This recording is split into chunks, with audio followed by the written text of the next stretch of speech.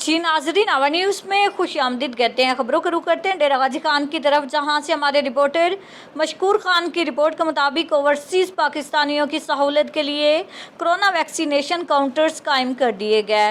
मुशीर सेहत पंजाब मोहम्मद हनीफ पताफी और deputy commissioner captain retired Mohammad Ali Ijaz ने मेडिकल कॉलेज में कायम कोरोना वैक्सीनेशन सेंटर्स का मुआयना किया और सहूलियात का जायज़ा लिया।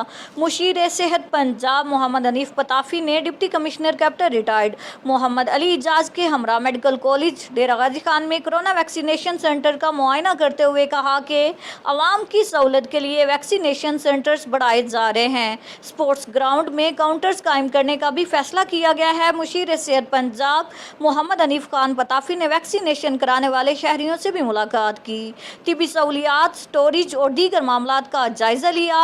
मुशीर सेहत मोहम्मद हनीफ पताफी ने कहा कि कोरोना की मौजूदा लहर खतरनाक है, हर शहरी वैक्सीनेशन लाजमी कराएं, आवाम हुकूमत की इस मुफ्त सहूलत से इस्तेफादा करें।